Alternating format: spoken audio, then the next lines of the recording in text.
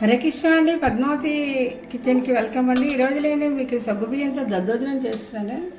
ఈ సగ్గుబియ్యం నేను రాత్రి నానబెట్టుకున్నానండి, వడకట్టేసాను. ఇక ఇలాగా అంటే మనం ముడితే ఇది ఇక చూడండి ఇలా మెత్తగా అయిపోతుంది కదా. ఇప్పుడు దీన్ని ఏం చేస్తున్నానంటే ఇది ఒక కప్పుడు సగ్గుబియ్యం అండి. దీనిని కొంచెం పాలు వేసి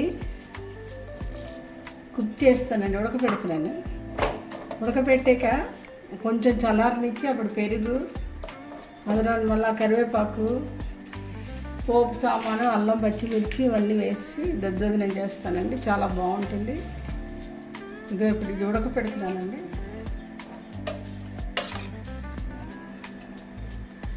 ఇందులోని ఇంకొంచెం పాలు పట్టేయండి, మరి కొంచెం ఇగో నీళ్ళు వేస్తే ఇది కుక్ అయిపోతుంది.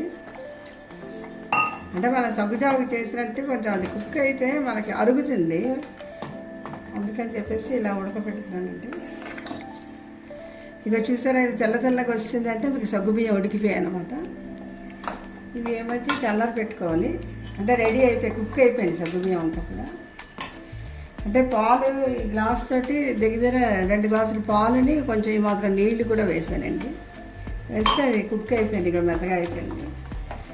ఇప్పుడు దీన్ని చల్లారి పెట్టుకోవాలి. పోపు వేయాలండి దద్దోజనకి. ఇక నెయ్యి కొంచెం వేసుకుంటే బాగుంటుంది. ఇది ఏకాదశి వ్రతానికి ఇలా చేసుకొని తింటారండి. అయితే ఏకాదశి వ్రతంకి అయితేనే శనగపప్పు, మినపప్పు, ఆవాలు వేయకూడదు, ఓన్లీ జీరా వేస్తారు. ఒట్టి రోజుల్లో అయితే మటుకు మీరు శనగపప్పు, మినపప్పు వేసుకోవచ్చు. ఏకాదశి రోజు మటుకు మీరు ఈ పప్పులు అవి వేయకూడదు. ఇక కొంచెం శనగపప్పు,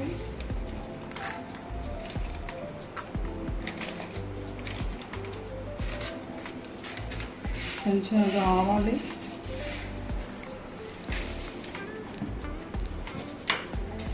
కొంచెం మినపప్పు అండి,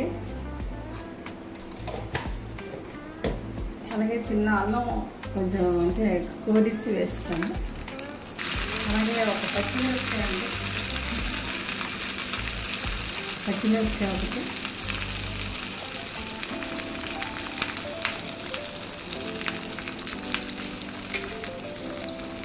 ఒక 2 ఎండుమిరపకాయలు. అంటే మీకు కారం ఎంత కావాలో అంత వేసుకోండి. నేను 2-3 వేసాను. తర్వాత కొంచెం కరివేపాకు అంతా కడిగేసి వేసుకుని, పల్లీలు గట్టా ఇష్టం ఉంటే వేసుకోవచ్చు, లేదు నేనైతే వేయట్లేదు. లాస్ట్ మీరు దానిమ్మ గింజలు కూడా అందులో మీరు డెకరేట్ చేసుకుంటే వేసుకోవచ్చు.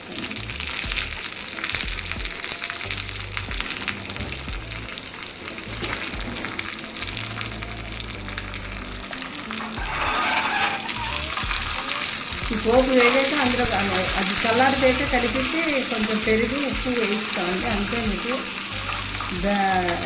సగ్గుబియ్యంతో దద్దోజనం కూడా రెడీ అయిపోతుందండి. ఒంటికి చలవ చేస్తుంది, ఎండాకాలం చాలా మంచిదండి. ఇవిటండి పోపు వేసిస్తాను.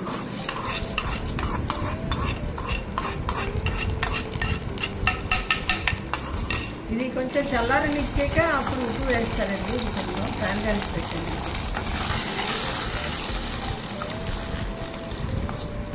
బాగా చల్లగా అయిపోవాలి. చల్లారాక పెరుగు కలిపేసి ఉప్పు కలిపేసుకుంటే మీకు గుంగులాడుతూ సగ్గుబియ్యం దద్దోజనం రెడీ అయిపోతుందండి.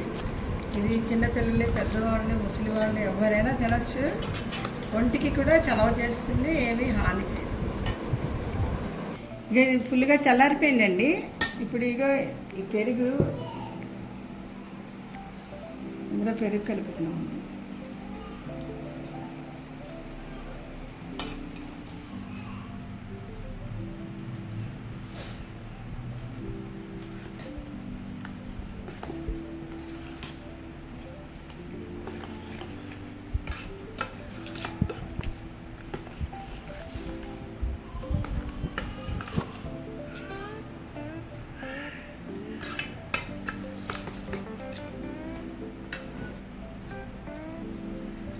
ఇందులో రుచికి సరిపడా ఉప్పు వేస్తాను. అలాగే కొంచెం కరివేపాకు, కొంచెం కొత్తిమీర కట్ చేసి వేస్తే అంతేనండి. దద్దోజనం రెడీ. ఇదిగోండి కొత్తిమీర కొంచెం గార్నిష్ చేసుకోవచ్చు కదా. అంతేనండి, మీకు సగ్గుబియ్యం దద్దోజనం గుమగుమలాడుతూ రెడీ అండి. మీరు కూడా ట్రై చేసి తప్పకుండా కామెంట్ పెడతారనుకుంటున్నాను.